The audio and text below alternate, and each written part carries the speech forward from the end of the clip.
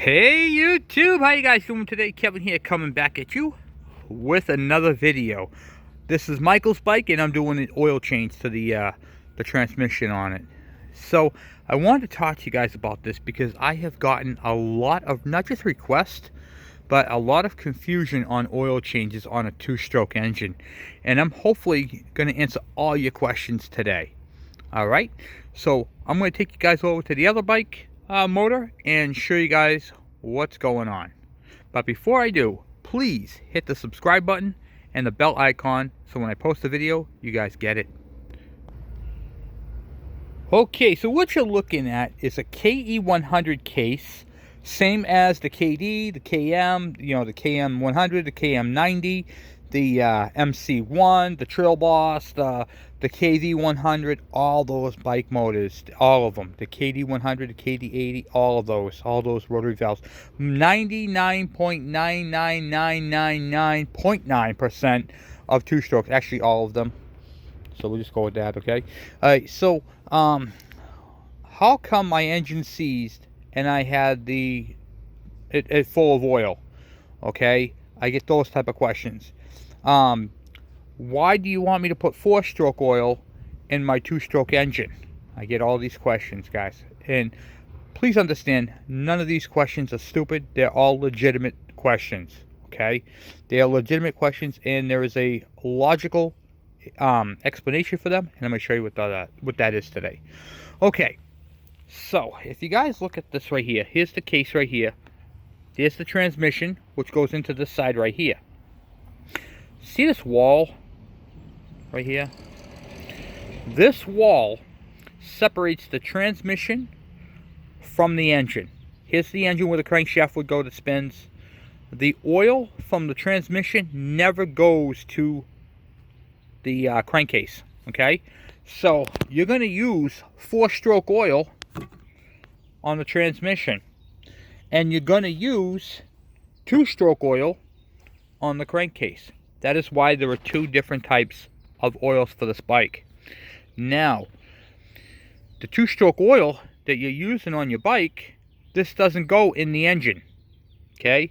This two-stroke oil goes in your reservoir. Your two-stroke oil goes right in your tank here because these bikes are oil injection, all right? Your engine oil, or four-stroke oil as you guys call it, that goes right in here, right in this plug. So you take this plug out, and that's where you put your oil in. But you might notice how there's no dipstick. So how do you know how much oil to put in? That's a good question. For that, we're going to go from where it is straight down. Do you see this bolt plug right here? So here's your Kickstarter. Right below it, you can see where it says oil level right there on the case. So you take this bolt out right here. It's a plug. Okay, it's got a little washer on it. You take that plug out, and then you fill the oil up in here until it starts to drip out there. Okay, Kevin, where do you drain it from? Well, I have this one draining right now out of here, and the plug is at the bottom. See if I can show it to you guys. Oh, bear with me. Mold. Right there. See it? Coming out. Now this bike is at a slight angle, so I'm going to have to upright the bike. But I wanted to show you, this is the access hole right here for that. And your plug takes a 17mm socket, and you can just take it right out, and then the oil will drain out. And that's all there is to doing an oil change. So then I get asked, Kevin, what type of oil does my bike take? Some guys are using transmission oil. Some people are using motor oil. Early model Kawasaki's used automatic transmission fluid, just regular ATF. They since stopped using that because of the way the clutches were made. Okay, so they're recommending you use regular engine oil, a good quality engine oil. So let me show you what this is. So we'll go into the book. I'm using my Haynes manual. If you have a Haynes manual, open up your books to page 91, please. And then you look. Transmission oil, capacity and recommended oil, good quality engine oil, SAE 10W30 or 10W40 SE or SF. Okay, and then it shows you how much. It takes less than a quart. Okay, so that is what we're going to be using on this bike. We're going to be using a good quality oil. In all my bikes, my trucks, and everything that I use, I like to use the Castrol line of oil. It's been around. I'm a big fan of John Force. He was a dragster. Used to race funny cars, and I'm using the 10W30. Now, how come I'm not using synthetic? That was the other question. Kevin, can I put synthetic in there? No. Synthetic oil is bad for these. Why is it bad? I'm going to show you why. This is the clutch setup, okay? These clutches right here are junk, okay? They are spent. What happens, you can see a little bit of the gray. All right, these right here, these clutches were soaked and used with synthetic oil, and it caused them to heat up. And in fact, it caused them to heat up pretty bad too. I'll show you. This plate right here is warped. I don't know if you can see the bow in it. But what happened was, the oil that he used was straight up synthetic, and it burnt it up. So it's just not good for these clutches, because the oil has to absorb into these, and the synthetic oil has different characteristics like lubricity.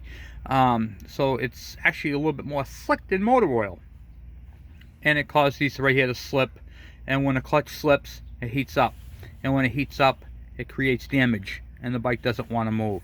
So synthetic oil in these bikes are really, really bad. However, if you want to go to your auto parts store, use conventional motor oil and use a little bit, I think it's like 2 ounces I use of what do you call it there? It's clutch modifier. They have a modifier chemical in there, and it helps these things grip. Okay, so it's clutch disc modifier, and you can use that in there. I'm going to do a whole segment on all this anyway, but not right now. And I'm going to explain to you, and I'll show you guys all the stuff that I use when I'm doing these.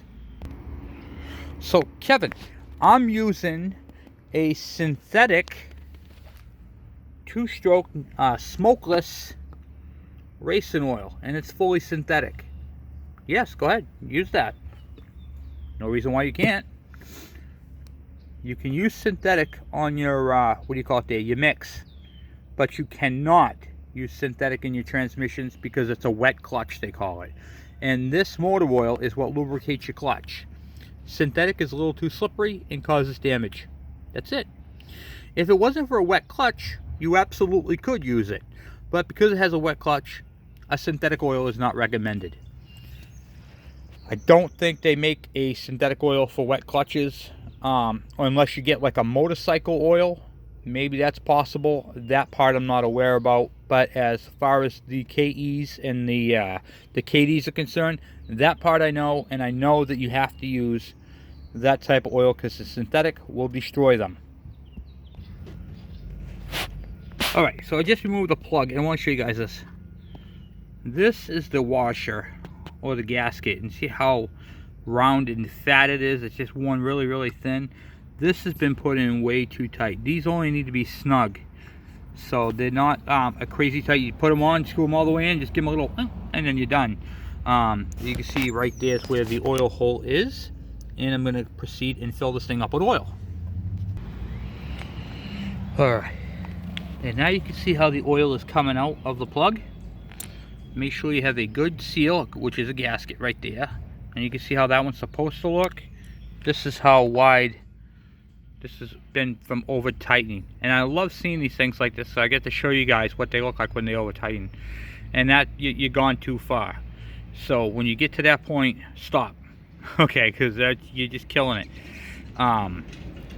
Your gasket should always look like that. Okay.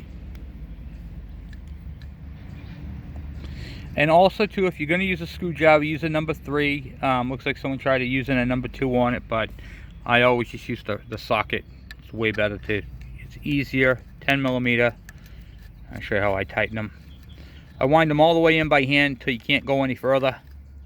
Okay, that's tight right there by hand. And then I put the, I'm doing this one-handed. I don't have my tripod at the moment. Okay. Put the ratchet on. I grab it up by the head. And then I give it a good old snug. That's all you got to do. You don't need any more tight than that. Make sure you put your plug back on the top. I made a mess of this bike, so I'm going to pressure wash and clean it up, which is fine because that's what I plan on doing anyway. Get all the grease and grime off of it, and then put that in like that, and then you're done. That's it for an oil change, guys. So this bike has literally been gone through. Okay, oil change. We did the adjust the carburetor and the oil pump, adjusted the clutch. We got that all squared away. So everything works on this bike. The only thing I got left to do is change out the tires, which I'll do at a later date. This bike is leaving today, so I'm probably not going to be able to do that on film. But I just wanted to share with you guys, do the oil change, and explain to you guys. Guys, don't think your questions are stupid. They're not stupid. If you're thinking it, someone else is. Remember that. And when you ask a question, you're not just helping yourself. You're helping someone else who thinks the question's stupid themselves and doesn't want to ask it, but doesn't know. So you're actually helping somebody out by stopping them from hurting their bikes. Okay? That's what we do on this channel. That's why this is a learning channel, and that is why I'm teaching you guys all the tips, tricks, the how-tos, the proper ways. This bike right here is a 2000, and he's going to get some crazy years out of this bike. Crazy years. If he keeps taking care of this bike this way, he's going to get crazy years out of this bike. Okay? He's going to be able to take this bike and pass this bike on. Okay? It's that simple. This bike is going to be able to be passed on to kids, nephews, nieces, whatever. Okay? This bike is in beautiful condition. It's a 2000, guys. So this bike is 20 years old. Think about that. Mind-blowing. 20 years old in this condition. Come on. This thing's going to last because he's taking care of it. Okay? And I appreciate the opportunity to even work on this bike. And Michael is dropping off another bike today. A really cool bike. When you guys see this bike, he asked me if I could take a look at the other one for him. And it's a Suzuki, but it is beautiful. Another beautiful piece of art, and I can't wait to be part of it and work on it. So I do work on subscribers video bikes, and I do them on video. So if you guys have a bike and you're local and you want me to work on it, send it my way. Let's chit chat. Okay? So anyway, guys, I'm off for now. Thank you for watching. Thank you for subscribing, and I will see you on the next video. I'm out.